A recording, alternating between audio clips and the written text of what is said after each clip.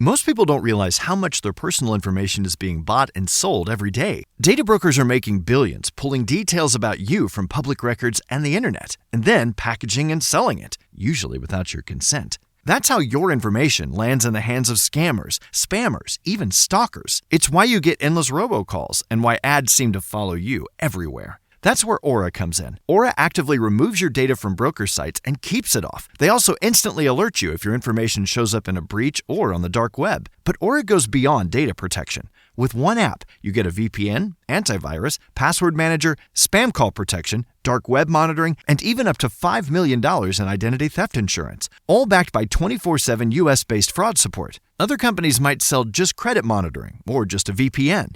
Aura gives you all of it, together, at the same price competitors charge for just one service. Start your free trial today at aura.com/remove. Protect yourself now at aura.com/remove. What's your favorite podcast word? You know that One Nation?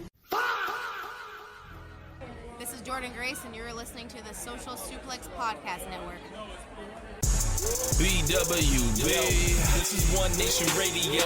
You better get it right. Rich Latta, James Boyd came to give them life. The Blackest Wrestling Podcast has come to kick all ass and drop it 6 feet if they kicking trash. Word, let me welcome y'all to something different. And if you dig it, man, you should let some friends listen. We be getting it in, this on the regular, dude. Ravish and flow, but this shit rude. See, James don't rap, so I had to break it down. The whole network, man, we coming for the crown.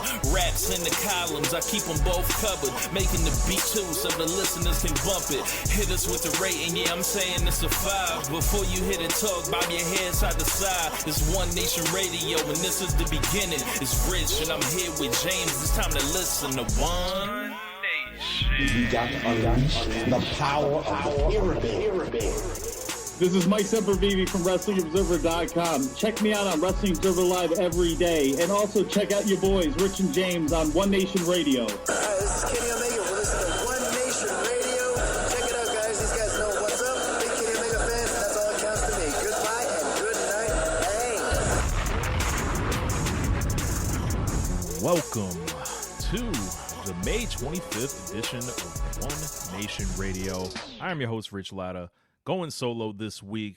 James had a last-minute thing to tend to, so I will be taking you through perhaps the greatest AEW show of all time.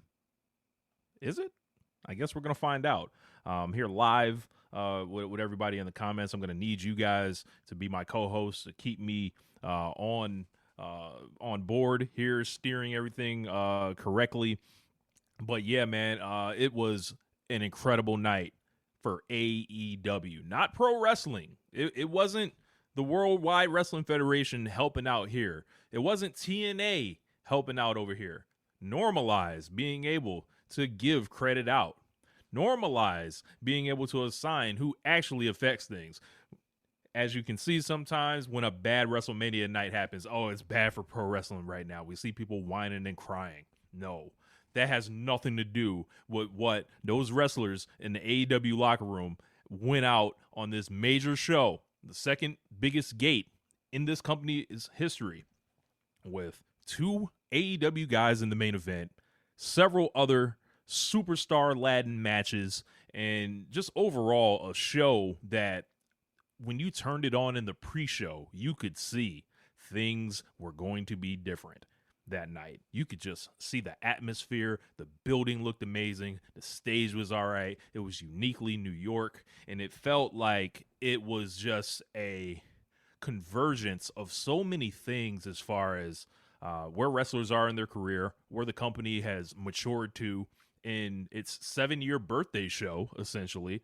Remember, this is 2019, Double or Nothing. This is Cody versus Dustin. This is Kenny Omega and Chris Jericho in the main event. This is the Chinese Acrobats against SCU. And in some ways, it feels like a long time ago. In others, it really doesn't, because a lot of the major players are still around. And some of them didn't make it, this far. But for the fans that have been rocking with AEW since the beginning, I think it is a time for you to kind of kick your feet up. John Moxley's debuted or mentioned it. Yep. And it's like, you've seen the highs of this company, you've seen the lows, you've seen the media attacks, you've seen the outright refusal for people to at least just give the thing a chance without, falling victim to the grifters and anybody that decided to, use the words, the letters AEW and decided, there's a huge audience for WWE. There's a large fan army that they've trained. How about I try to put that audience against this other one? And people have, they've created livelihoods out of that. But for you guys that have, stuck around and kind of enjoyed this thing, and I would count myself, amongst those folks, I don't even know if it was like necessarily a pump your fist moment, because it's like, at this point, I expect greatness of AEW. It's not a mystery what's going on. There's so many people I saw that were tweeting things like, it's my first time watching AEW today, and they were, just kind of so pumped to share their enthusiasm. And I don't begrudge those people, but at the same time, I'm like, hey, man, we've been trying to tell you. What y'all thought we was making it up? What you thought we was cap? You thought that all these great wrestlers were showing up in this company and nothing was happening. We got to use our heads, people. But, man, I see this card damn near has universal, praise at the moment. Cage match was just like, it was one of the greatest shows of all time. This was, Burns Steakhouse, for those of you that know. This was Fogo de Chao. This was high quality meat on this show. So this was not, the Golden Corral. This was not, Cody's Steakhouse. This was not none of that. This was that A1 right here. And just incredible things happened all up and down. And it started in the pre-show with Mick Foley, of all people, showing up. And when I saw Mick Foley, I was like, what is Mick Foley really doing here? Like, and, I don't know. However, I think within one segment, he not only justified his contract, but he justified, like, he helped the main event angle. He came out there and cut a impassioned promo on the opposite side of MJF, who presumably he will work with in the future. A lot of people were talking about. Do I expect Mick Foley to wrestle? Absolutely, at some point. I know he's 61 years old. Why would he care about that? This guy has put himself through worse. It's not like he's going to wrestle the most dangerous style if he ever wrestles MJF. So I think that pre-show angle they did was really effective. And if I saw that and I was on the fence, I would be like, you know what? I think I might got to, dig in the pocket. I was already locked in. So, it is what it is. But, moving forward to the main show, like, just overall, I think we got one of the more defining shows in AEW history. You got, a Puro match with, like, the greatest Japanese heavyweight of his generation, probably against the one of his with Takeshita. You got Cage and Copeland, finding ways to skirt around Father Time. They're not always great at it, especially in Cope's case. He takes a lot, but he's always going to show up and work hard and add something, to this whole thing. And let me pull this card further on. You had your Owen Hart tournament matches, just innovation up and down those, and we'll get more into it. The Stadium Stampede felt like a victory lap, felt like a celebration, felt like just a set of wrestlers coming together. It's like, why are we all here together? And they found a way. And then, you got a classic World Championship match with a clean as a whistle finish. Like, that was my huge, kind of trepidation going into that match, that, I don't think we're going to actually get a clean finish or something. But they did that, and I don't see how you can't love that personally. But let's start with that World Tag Team title match. I think it's just it's a miracle that Copeland and Cage ran into FTR, because FTR has gone out of their way to try to help these guys, to try to be on the other side of them and put them in a position to where I think there is some resistance to Cage and Copeland, and there should be. You know, like you look at them, it doesn't match. They're not this era. This is like, you know, a different time, especially for those guys. And Christian has adapted well enough while having a little bit of leakage himself, I'd say. But together, the Cope and Christian act, it's working, and they're getting the world tag belts here. Do I expect them to have better matches than Bandito, than the Young Bucks, than FTR? I don't. But it's kind of a cool thing, man. Like seeing those older guys like tap into giving us something worth a damn. It's not like they came out here and stunk it up. It's not like they stole someone's place on the card. They had, you know, a reason to be there. Was I excited to see Beth? Not really, but I can kind of overlook it. The vibes were great. And, you know, they got the win off of, I believe it was Spike getting pulled out. And they put Dax in some super submission with the legs and then the crossface. And, you know, Dax, you know, I believe it was Dax that gave up. Stokely and Cash Wheeler go through a flaming table.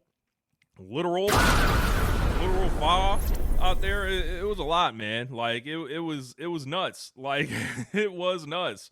I got a couple comments here. Yes, another one back on the pre-show.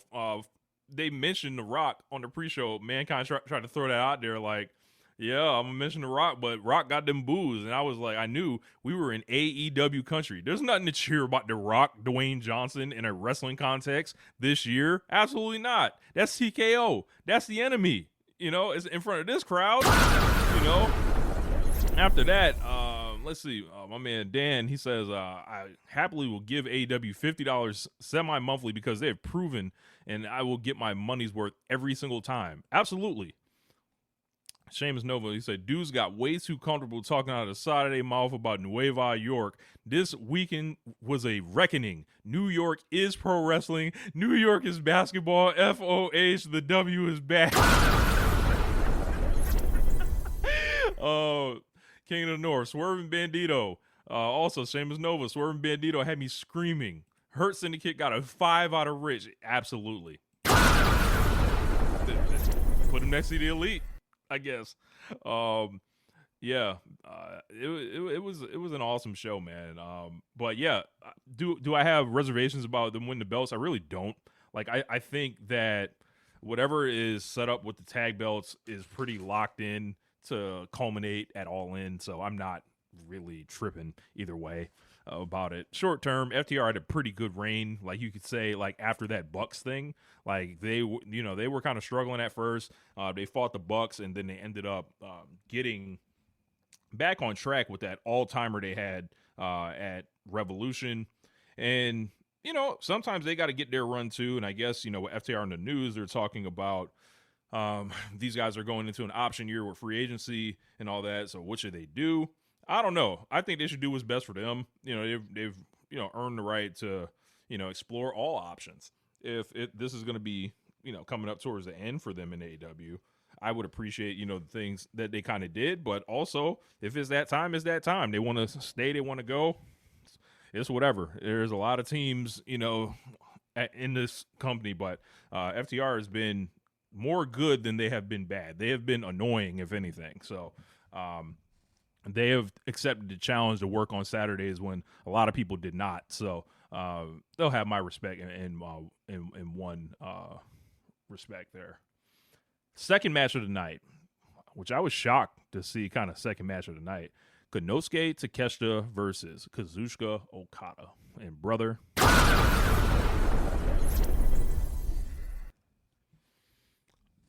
at World's End, they did that match with the screwdriver. They did the just stripped down kind of version. The vibes were wrong. The energy was off. And then they did kind of a BS finish. Takeshita was the IWGP champion at that time. Okada was square in the middle of, you know, trying to win this Continental Classic again. It's a semifinal match. Throws everything off kind of there. And they have a match that no one really loves. And for me, it made me disinterested in the feud. And they almost like held it off long enough to bring it back around on the other side to where it was like, all right, we'll see what you do. And now it's funny. Got a comment in here. That New York crowd turned into a Tokyo Dome crowd. Look, it may have said Louis Armstrong on the building, but it felt like Shin Nihon Pro Wrestling in there with Kazuchika Okada and Takeshita just completely like, they were like, yeah, man, we're actually in the dome now. And it felt like they scouted each other so well. They peaked the match perfectly. They worked it at an incredible pace, and just insane combos and reversals, just everything that would be in a Wrestle Kingdom main event. They showed up suited and booted. Okada has once again silenced the doubters, like the people that have like put these fake narratives on him because they're upset that he left New Japan Pro Wrestling and they call him a person that has mailed it in. He is not. He perhaps has the 2 best matches in pro wrestling this year in some people's eyes. This guy has imported what he does and can do it on pay-per-view against damn near anybody. We should be talking about him eventually getting a crack at the AEW World title to hold it for real, because we can see the wrestler he is. And look, you look at the way this calendar is going right now, right? Like, you see that Owen Hart Championship final. We all got an idea who we think is going to go through. We think it's Will Ospreay, right? Wouldn't Kazuchika Okada be a perfect person to work with in that case? These are just ideas. Don't rip me off. But if you do, jump in the DMs. So, yeah, man, I thought this was fucking incredible. Takeshita gets the big win. The crowd goes insane, and like, I feel like this is easy 5.5. Like, this is what's gonna happen in the Observer. Takeshita, I've been wanting him, and I think the crowd as well has been wanting this guy to get something. And then he held up that international belt, and it was like, yeah, that's cool. But like, that belt, I don't know. It's like, I feel like the other one should be for you, honestly, Takeshita. I want more for you. You know? These fans have believed in you for 4 years, and it's wonderful that you got the big win over Kazuchika Okada, because you got another big win over Kenny Omega before. Are you going to be certified by the booking team after that? That's my question. Kyle Fletcher comes back, saves him from a potential Don Callis family beatdown. Appreciate the super chat from my man Chris. $1.99. Thank you very much. Kyle Fletcher comes back, turns on him, and Takeshita breaks up. Crowd's kind of upset at this. Kyle Fletcher looks in great shape, ready to go. In my eyes, this should be an all-in match. Like, I think you can, if you held Okada and Takeshita off forever, you can do Takeshita and Fletcher at Wembley. Run it up. Got a comment from here. GT Richie, the win over Okada is worth more than the belt. Dude needs to be in the world title picture ASAP. Facing Kyle after Kyle kills Will, probably. Yeah, there's a lot of projecting down the road. I don't know exactly the way that it's all going to break, but there's enough great workers to make a bunch of great matches, for sure. But going forward, like I said, Fletcher's back. I think Takeshita will have, kind of a worthwhile time dealing with him.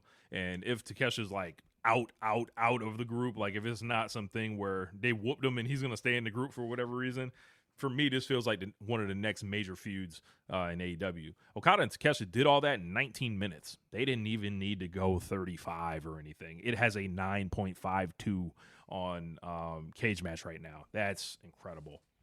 Athena Minashirakawa got sent out there potentially to die, but they swam. They gave us a solid match. I'd probably go like 3 1/4, maybe, or not 3 1/4, like 3 3/4. Excuse me. I thought Mina came to ball. Mina has been somebody that has been put in positions to where she's always a sidekick. She's comedy, in a way. She is somebody they play off of. But if they ever flipped the switch on her and was like, yo, we think we can actually give you a belt or something, she could do it. Like, and I don't know who needs to hear this, but she was one of the best wrestlers in Stardom at a certain point. She did not forget how to do that. Athena, making her case. She's got Sari probably waiting for her in the next round. And with Willow Nightingale out of the Owen at this point, you never know how this whole thing is going to go. Whoever this wild card is, if they're not winning it, Athena's as good a choice as anybody. So I'm going to move on from there. But Jon Moxley and Kyle O'Reilly, no time limit match for the Continental Belt. They went 18 minutes. And I know many of you are probably expecting me to lambast this match. I didn't hate it. I thought it was, at first, they kind of started slow, but they built up to everything to where it felt like Kyle O'Reilly was just going through this fight. And he had the opportunity to put Mox away with that ankle lock. There was the James Boyd ankle lock where they were both had each other in the hold, but I sent a funny message out. I was like, why don't Jon Moxley become more well-rounded and do a flip?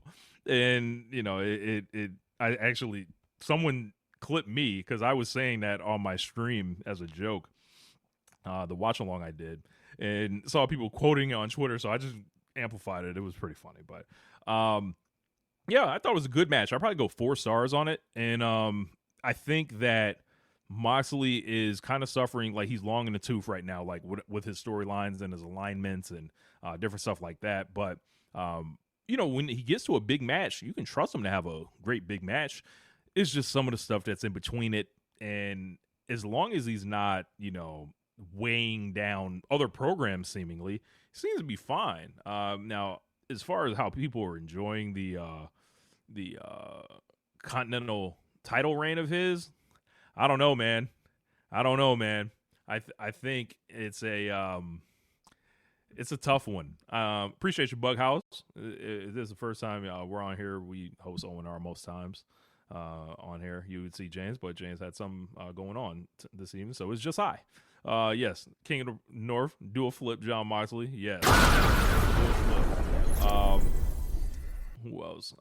But yeah, man, moving forward, Kyle was always going to give that win back to Moxley. So that really didn't stun me much. And going forward, Moxley's not in the world title picture. He's still got the Continental Belt. Who knows where his real destiny is kind of leading him right now?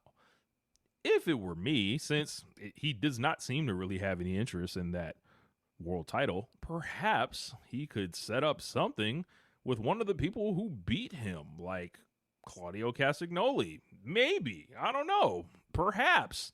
But they don't ever want to seem to do that. So, moving forward, Owen Hart tournament.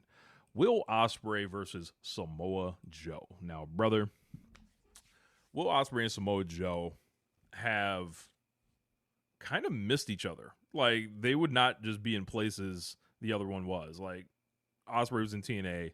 Excuse me. Joe was in TNA years before Ospreay was a thing. Ospreay was in the independent scene. Joe gets snatched up by NXT. Obviously, he gets put in that WWE wall while Ospreay is being the man all throughout. And what Will Ospreay decides to do is essentially, I'm going to be AJ Styles for this night, and we're going to pretend it's TNA in 2005. This shit was raw as fuck. And by the end, he tried one of those arm bars. It didn't work, and he went back to his shit with the hidden blade. Oh, man, it was awesome. I thought this was great. On nights like these, it's like, how does Samoa Joe manage to bend time back towards himself? It's very impressive. And you see, he's in there with a great wrestler, and he doesn't look overwhelmed. He always has a keen sense of the moment. He came in a little bit slightly, better condition than normal, it looked like. And I felt like by the time they got in the ring, the crowd was ready for this. Like, and the crowd, that goes to all night. The crowd was ready for everything that they saw all night. There wasn't one match that they were just like, you know what, we don't even really care about this. Even the women's match, like with Athena and all that, was like, oh yeah, we respect the Owen tournament and all that. And, we're going to give them something. We're going to be here for them. And they were there for every match. But Ospreay and Joe, like, this was sensational. Easy 4.5, maybe higher, maybe like a 4.6, something like that. And I think it's step one for Will going through. He's going to take on the winner of Mark Davis and Jungle Boy. I'd assume that he's facing Mark Davis in a rematch with that ref stoppage and all that. And perhaps, we will go forward and find out who he will meet on the other bracket another time. But the next match, Swerve Strickland versus Bandito. Woo! It's just like, you wonder, man. Like, I had a talk, and I was like, hey, man, so sometimes before Swerve has a big match, I'll be like, yo, what you think? What you got going on? You gonna have something essentially? And he was like, yeah, I got a couple things, and I didn't ask much. I didn't ask what it was. I was like, you know what? Let me enjoy it just like everybody else. And brother, I saw things in this match that I did not know were possible in a wrestling ring. Stuff that feels like it was out of Mortal Kombat. Most people don't realize how much their personal information is being bought and sold every day. Data brokers are making billions, pulling details about you from public records and the internet, and then packaging and selling it, usually without your consent. That's how your information lands in the hands of scammers, spammers, even stalkers. It's why you get endless robocalls and why ads seem to follow you everywhere. That's where Aura comes in. Aura actively removes your data from broker sites and keeps it off. They also instantly alert you if your information shows up in a breach or on the dark web. But Aura goes beyond data protection. With one app, you get a VPN, antivirus, password manager, spam call protection, dark web monitoring, and even up to $5 million in identity theft insurance, all backed by 24/7 US-based fraud support. Other companies might sell just credit monitoring or just a VPN. Aura gives you all of it, together, at the same price competitors charge for just one service. Start your free trial today at aura.com/remove. Protect yourself now at aura.com/remove. Stuff that feels like it was out of cartoons y'all like. Y'all know I don't watch the anime and all that. When he hits the house call off of Bandito's shoulders, I levitate out of this room. That Poison Rana to the outside of the ring, they had just had it in a way. It was almost like a singles version of the tag match that he had with Ospreay and the Bucks. Like, there's a certain point they're like, all right, we're just gonna turn it up with a bunch of these uniquely innovative things that only we can do. Bandito should be applauded for how strong he is. This man's a high-flying luchador that has that deep down, he's a 1980s WWF power wrestler. Deep down in base, that's incredible. Like the stuff they did, this crowd received them as stars. Swerve came out dressed like Michael fucking Jackson, and it was just like, this was generational. And this was like something that I was like, yo, it's been 3 months since Swerve Strickland was in a ring. They mentioned it, and it was just like, it's impressive to roll back out there, and it's like not like anything was missed.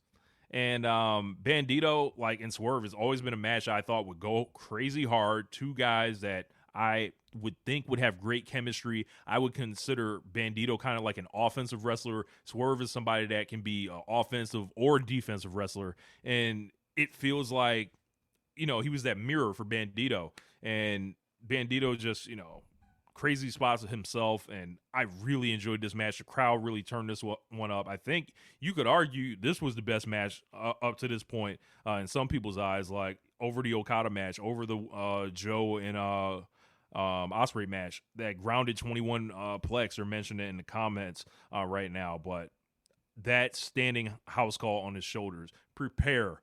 People are going to steal that with reckless abandon. Get ready. Like that right there. I think it just feels like I can imagine some of the things that are probably planned for the Owen Hart finals.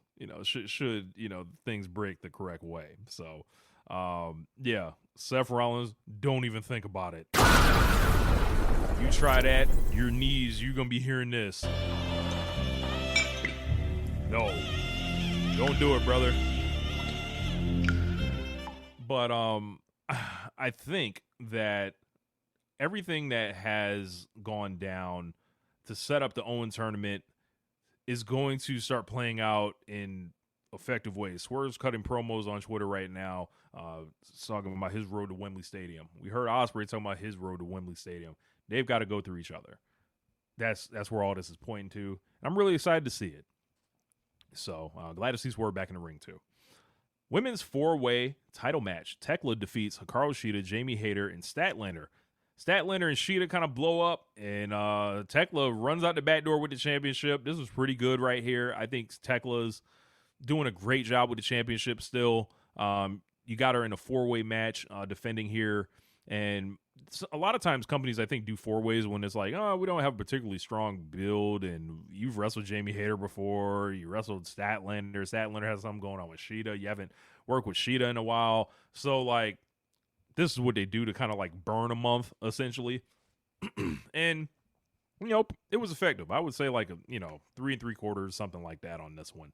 I don't really have too much to say, but Tekla goes forward, and, who knows who's waiting for her at this point. But the Stadium Stampede match with Jack Perry, Jericho, the Elite of Kenny Omega, Matt Jackson, Nick Jackson, the Hurt Syndicate, Bobby Lashley, Shelton Benjamin with MVP, beat the Don Callis family of Andrade El Idolo, Mark Davis, The Demand, Ricochet, and Toa Liona, Clark Connors, and David Finlay. This match went 31-10, and they started this match with this incredible, like, I don't know, like preamble video, you can call it.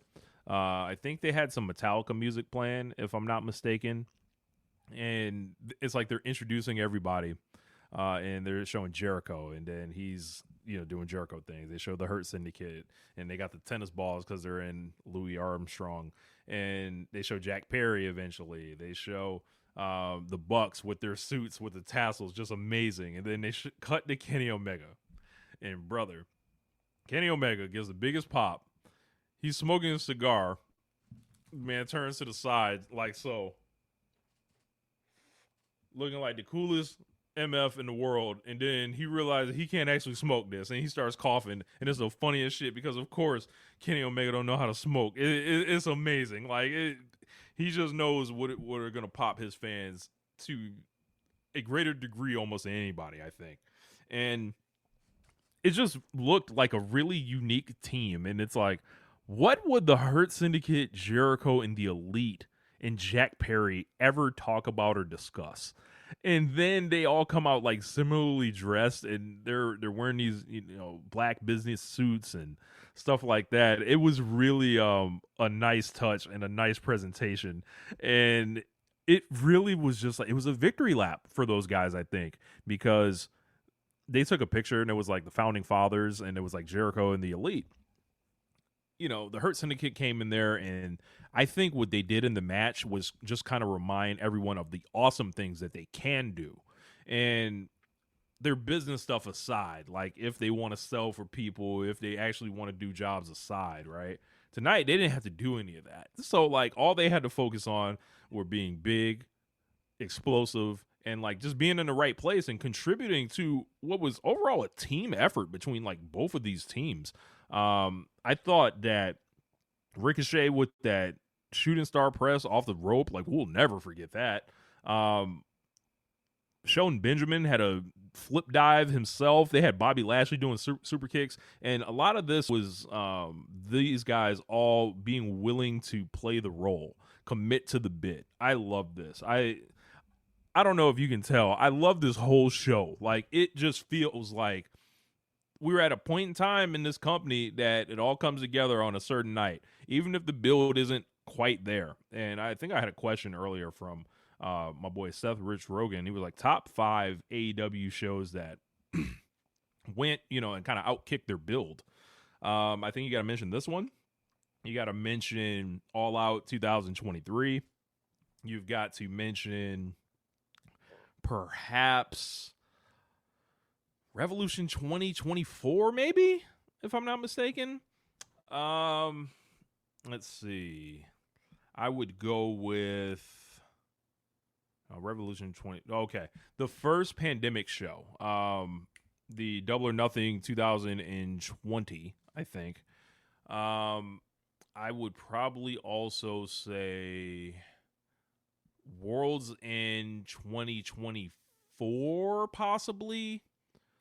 And let's see, I'm trying to think of what else was something where it was like, yeah, this TV kind of stinks right now, but on game day it came through. I'll think about it. I'll think about it and come back to you on that. But yeah, the Leo Rush sight gag with Bobby Lashley, I thought that was just incredible. Jalen Brunson wins the Eastern Conference MVP. Shout out to him. But Leo Rush, seeing that the sight gag of Bobby and Leo being back together was great because those guys were a pairing in WWE and a pairing that I liked, a lot of people liked, and then it just things run their course essentially. But that was pretty cool to see. And it feels like the match, like the Young Bucks are masters at these 10-man, 11-man, whatever match. And the man looked good, I thought, in there. They didn't look out of place. Connors and Finley showing up, doing their thing. They were dressed like The Undertaker in like King of the Ring 2000 or something like that. Whatever them snake pants were, it looked like The Undertaker. Y'all know the ones I'm talking about. And yeah, man, it was just, it felt so big in this stadium, like Stadium Stampede. So a lot of people had reservations about it, beforehand. I would ask them to revisit that. I thought this was a blast. So, and that takes you to your world title match of MJF and Darby Allin. World title versus hair. I had a lot of trepidations about the stipulation. I had trepidation about Darby Allin winning the title in the way that he did. He went on to promptly have what I think is going to be one of the more beloved and remembered and all-time greatest AEW championship reigns of all time. Despite of what I might think of it. I'm just a person. These are just my thoughts sometimes. But with new information like we were given, no reason you can't change your mind. So MJF comes out and they got this building sold out. They got this thing like down to like maybe one available seat. So people were actually into the stipulation in a way that, and I haven't seen pay-per-view numbers or anything, but as far as drawing and, the general interest, and I was like, wow, because I didn't think people would really care about a hair stipulation just because of the lack of care hair stipulations have had in, this country historically. I will say this, though. If MJF wants to make this his thing, if he wants to put his hair on the line, keep it serious with nods to the jokes like he did. If he keeps it serious, he can have a couple of these matches like throughout his 30s. And then eventually whenever he actually does want to cut it, he can eventually lose one of these things. Like, I think that would be something that would be interesting there. As far as people being disappointed, he was going bald. He was never going bald. That just was not the plan or anything, but him and Darby, they had a match at Full Gear 2021. And at Full Gear 2021, in my eyes, it felt like, oh my God, this is one of the greatest pay-per-view openers I've ever seen. This is on par with a Bret Hart versus Owen Hart. This is on par with like a Bret Hart versus Hakushi or Rey Mysterio and Psychosis, different stuff like that. Rey and Eddie Guerrero, all that stuff. And here they are. These ain't the biggest guys in the world, but these guys have large personalities. MJF, huge personality, outspoken, love him or hate him. And a lot of people do both. The thing with Darby Allin is like, he was underground in New York. They filmed this incredible vignette for him for his entrance. It was just like the whole crowd they saw everything. They saw a Tokyo Dome level main event. They saw, Swerve and Will Ospreay get wins in big matches. They saw an insane Stadium Stampede match directly before this. They saw Cope and Cage in an I Quit match with FTR. They saw John Moxley and O'Reilly in like a technical war. They saw it all. And what were they still holding on to? What's going to happen with this world belt versus this hair? And they submitted one of the better AEW championship matches ever. And I think that, the clean finish boosts this so much because the person that ended up cheating and trying to cheat was Darby. And that was kind of notable, I think. And Darby has been through the wars, as I noted. All those title matches that he had, his body begins giving out. He loses to a super tombstone pile driver and, of course, a headlock takeover through line that they've dotted throughout all their matches. Now, it felt for me really earned on MJF's behalf. And MJF, of course, didn't wrestle any television matches or anything leading up to this. He got a nice month break out of the ring, and I'm sure he's ready to do what he does now. And I don't know exactly where he goes. Roosh is swirling around. You always got to talk about Kenny Omega at this point, who they kind of kept out of a lot of things. You got the tournament being settled between them. Kind of cheated Kenny. He kind of snuck him. I feel like some retribution is in order. So we'll see where it goes as far as Forbidden Door. If somebody, they import somebody for him to face or not. You can never really predict Forbidden Door these days. But on this night, MJF and Darby Allin was awesome. Like, it was great. And it was a fitting main event for this show. People were here for it. Max got the hometown love. And, this... You will want to watch this, like, if, like, I can imagine this being on, like, a VHS tape. And I know some of you are young, so you might not even know what a VHS tape is. Work with me here.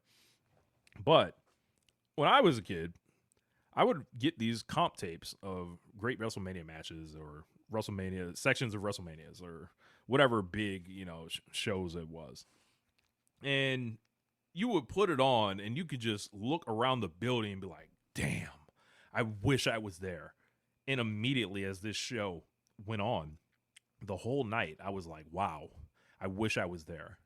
I wish I was there to get stuck when it was time to leave. I don't even care, because we would have been able to be there the whole night and see legends.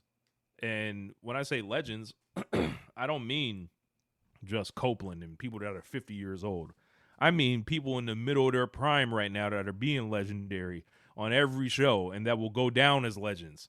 And I think it's all right to call people that. And I just got such a great feeling out of this show.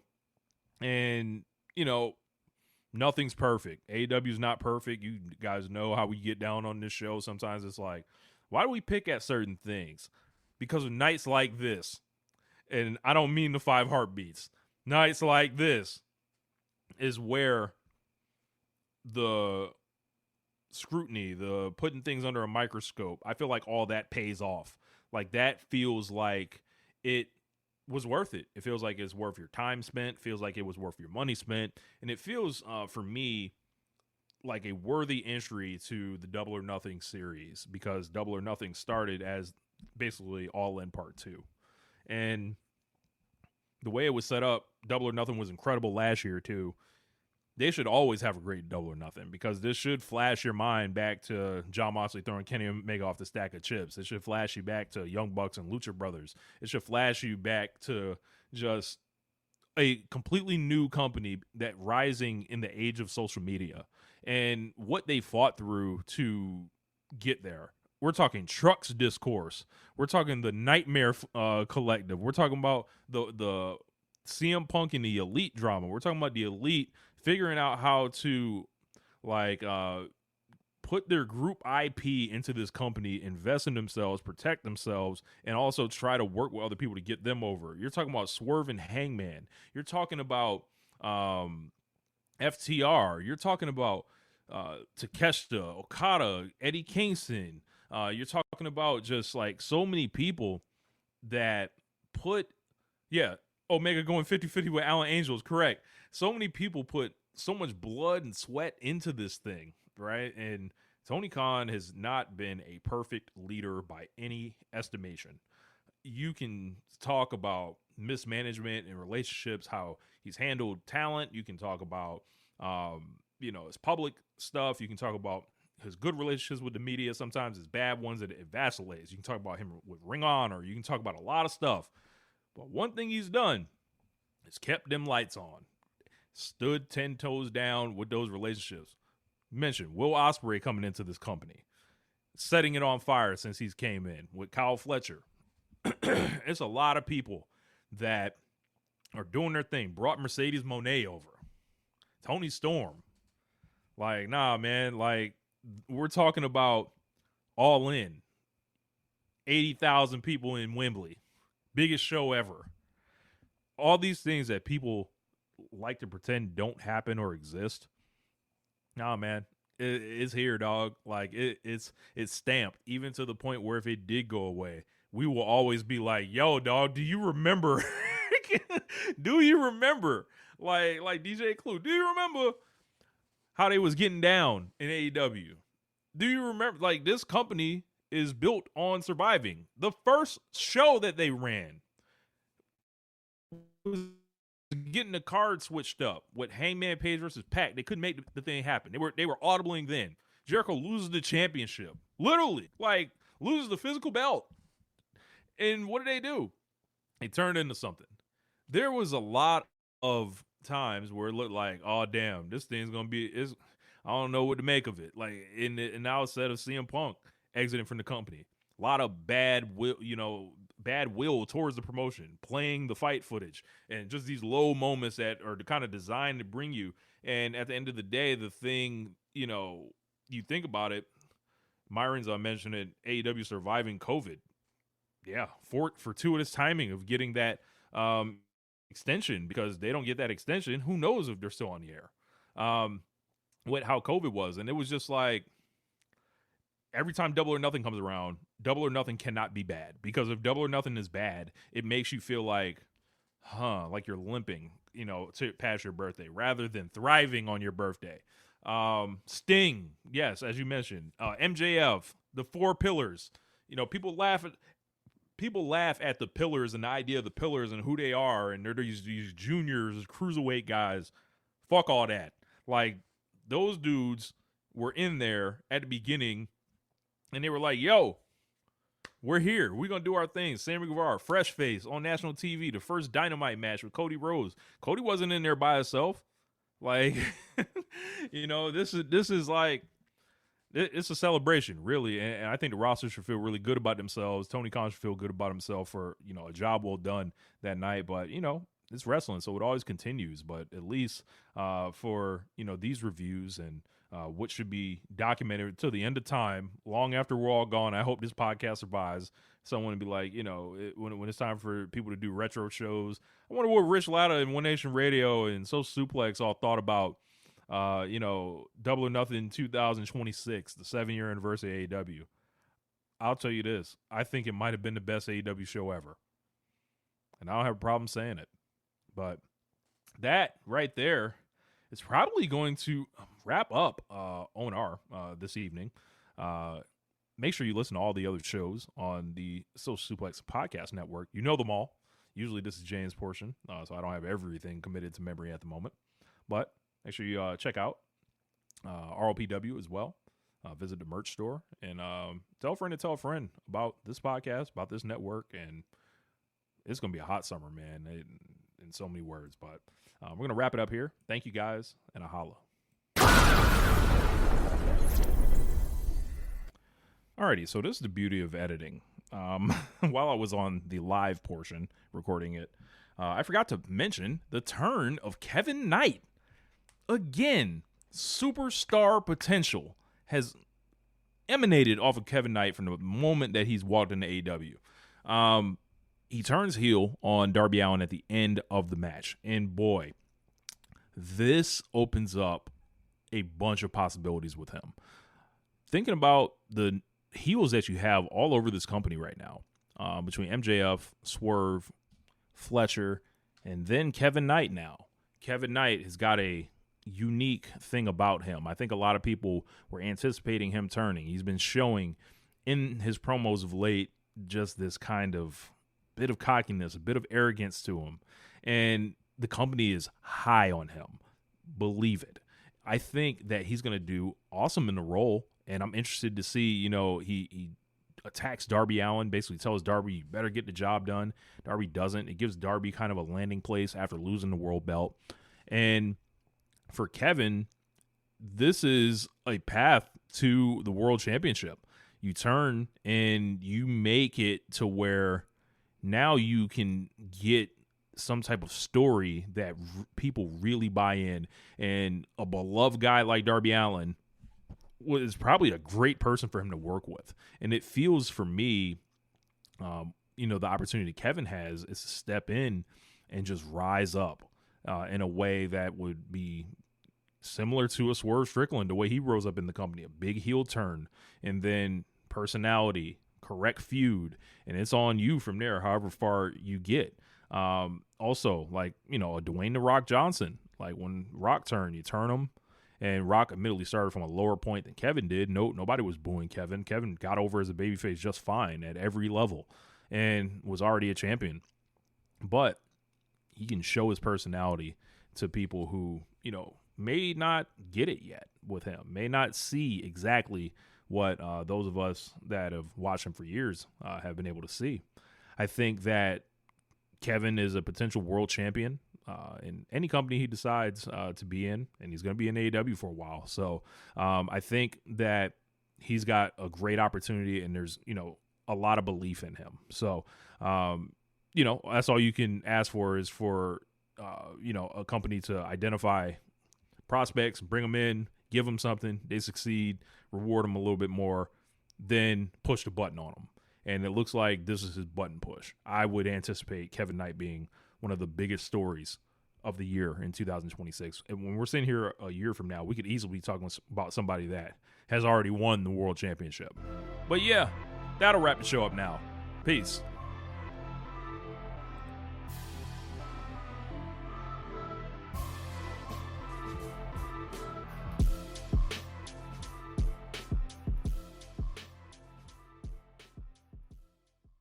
Most people don't realize how much their personal information is being bought and sold every day. Data brokers are making billions, pulling details about you from public records and the internet, and then packaging and selling it, usually without your consent. That's how your information lands in the hands of scammers, spammers, even stalkers. It's why you get endless robocalls and why ads seem to follow you everywhere. That's where Aura comes in. Aura actively removes your data from broker sites and keeps it off. They also instantly alert you if your information shows up in a breach or on the dark web. But Aura goes beyond data protection. With one app, you get a VPN, antivirus, password manager, spam call protection, dark web monitoring, and even up to $5 million in identity theft insurance. All backed by 24/7 US-based fraud support. Other companies might sell just credit monitoring or just a VPN. Aura gives you all of it, together, at the same price competitors charge for just one service. Start your free trial today at aura.com/remove. Protect yourself now at aura.com/remove.